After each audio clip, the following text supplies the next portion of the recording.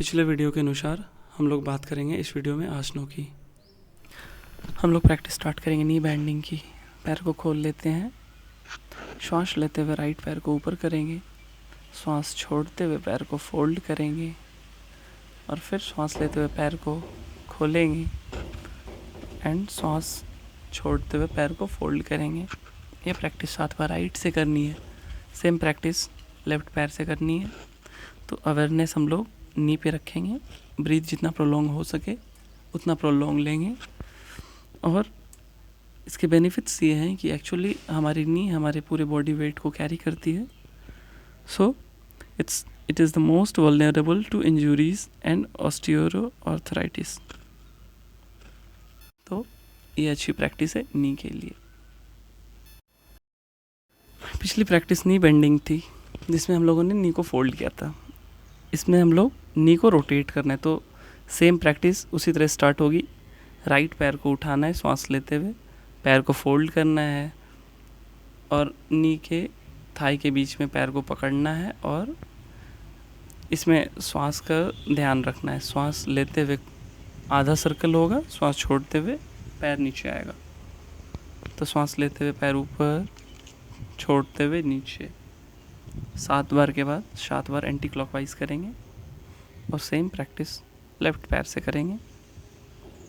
तो अवेयरनेस इसमें भी नी पे रहेगा और ब्रीथ प्रोलॉन्ग लेंगे हम लोग प्रैक्टिस स्टार्ट करेंगे एल्बो बेंडिंग की। श्वास लेते हुए दोनों हाथ ऊपर, हाथ को साइड में लाना है, पाम का डायरेक्शन चेंज करना है और श्वास छोड़ते हुए हमारी हथेली हमारे शोल्डर को टच करेगी। और फिर श्वास लेते हुए दोनों हाथ को खोलेंगे और श्वास छोड़ते हुए वापस से हथेली हमारे शोल्डर को टच करेगी। ब्रीथ जितना प्रोलॉन्ग हो सके उतना प्रोलॉन्ग लेंगे और 7 बार के बाद जिस तरह से आए थे उसी तरह से श्वास लेते हुए हाथ को खोलेंगे, पाम का डायरेक्शन चेंज करेंगे, हाथ को सामने लाना है और श्वास छोड़ते हुए नीचे हाथ को करना है। अवेयरनेस एल्बो और शोल्डर मसल्स पे रहेगी और ब्रीथ प्रोलॉन्ग लेंगे। अब हम लोग प्रैक्टिस स्टार्ट करेंगे शोल्डर सॉकेट रोटेशन। श्वास लेते हुए दोनों हाथ ऊपर, हथेली का डायरेक्शन चेंज करना है, हथेली को शोल्डर पे रखना है और फिर श्वास छोड़ते हुए नीचे। अब हम लोग को रोटेट करना है इसको। तो श्वास लेते हुए आधा सर्कल, श्वास छोड़ते हुए आधा सर्कल। तो 7 बार क्लॉकवाइज करेंगे, 7 बार एंटी क्लॉकवाइज करेंगे और फिर जिस तरह से आए थे उसी तरह से वापस जाना है।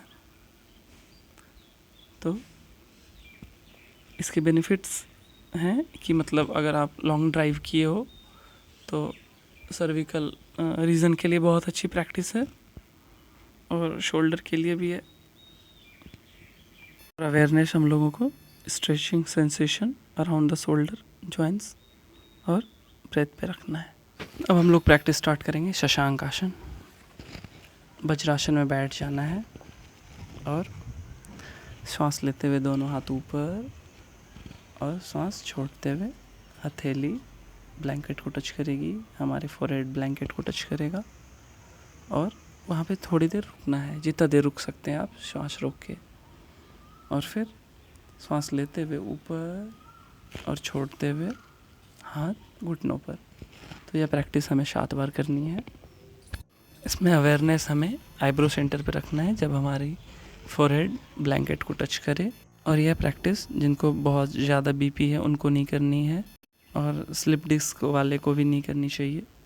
And this benefits are it tones the pelvic muscles and. अब हम लोग प्रैक्टिस स्टार्ट करेंगे शशांक भुजंगासन। तो जैसा कि हम लोगों ने शशांक आसन में किया था, ये उसी का एक्सटेंडेड वर्जन है। तो श्वास लेते हुए ऊपर, श्वास छोड़ते हुए दोनों हाथ नीचे और फिर श्वास लेते हुए हमारा बॉडी आगे जाएगा और हाथ वहीं रहेगा और फिर श्वास छोड़ते हुए वापस शशांक आसन में, श्वास लेते हुए हाथ ऊपर और श्वास छोड़ते हुए हाथ घुटनों पर। और ये प्रैक्टिस जिनको हाई बीपी है उनको नहीं करना चाहिए, स्लिप डिस्क वालों को भी नहीं करनी चाहिए और जिनको पेप्टिक अल्सर है, हर्निया है, इंटेस्टाइनल ट्यूबरक्लोसिस, हाइपरथायरॉयडिज्म, उनको ये प्रैक्टिस नहीं करनी चाहिए। अब हम लोग प्रैक्टिस स्टार्ट करेंगे मर्जारी आसन। तो हम लोग जैसे शशांक आसन में किए थे उसी तरह वज्रासन में बैठेंगे।